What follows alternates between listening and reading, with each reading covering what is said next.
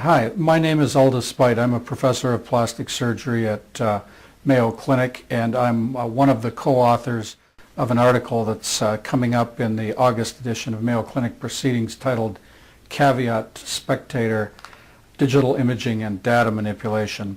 My co-authors and I wrote this article because we have a lot of clinical experience in plastic surgery with the use of photographs, and there's a lot of concern about manipulation of photographs using various kinds of digital imaging techniques.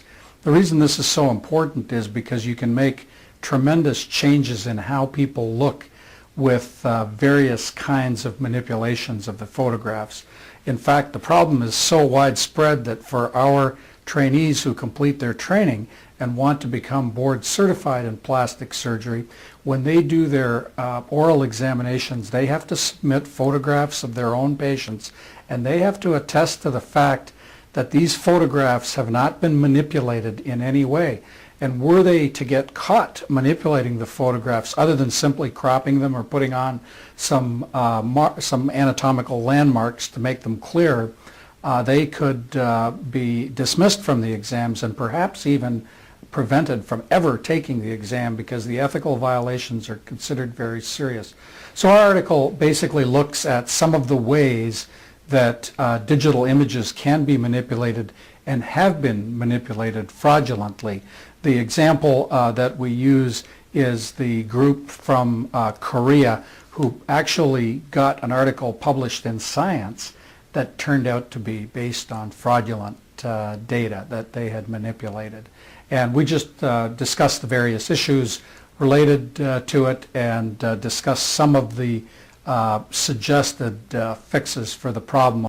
In the advertising world, this isn't considered unethical. This is part of how things are done. The other thing is that it's important, perhaps not everyone understands, that in plastic surgery and dermatology and in ENT, those specialties that deal with the appearance of people, photographs are essential for documenting. They're part of the medical record. They're essential for documenting how things change over time.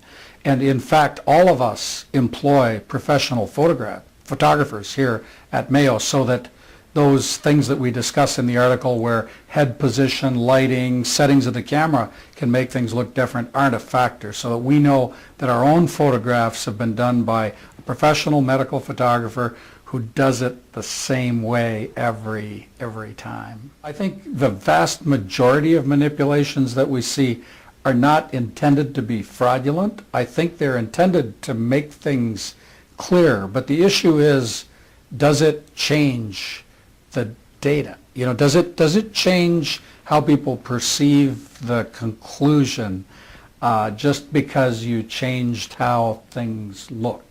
And the question, and I think in one of the articles, I think it was Nature or Science, they suggested that for all future contributions, people will have to specify how they have manipulated the data. So if you have a figure, there'll be a question, did you manipulate the picture at all? And if you did, specify the programs and the steps that you did. So some other reviewer, for instance, could look at it and reproduce it from the original if they want to.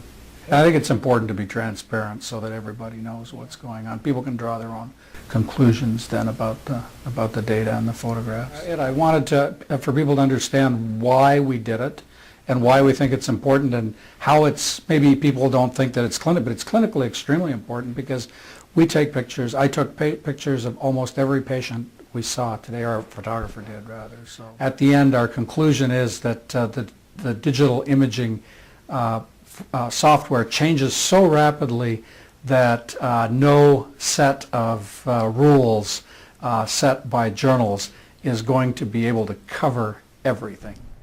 We hope you found this presentation from the content of Mayo Clinic Proceedings valuable. Our journal's mission is to promote the best interests of patients by advancing the knowledge and professionalism of the physician community. If you are interested in more information about us, our homepage is www.mayoclinicproceedings.org. There you will find access information for our social media content, such as additional videos on our YouTube channel or journal updates on Facebook. You can also follow us on Twitter. More information about healthcare at Mayo Clinic is available at www.mayoclinic.com. This video content is copyrighted by Mayo Foundation for Medical Education and Research.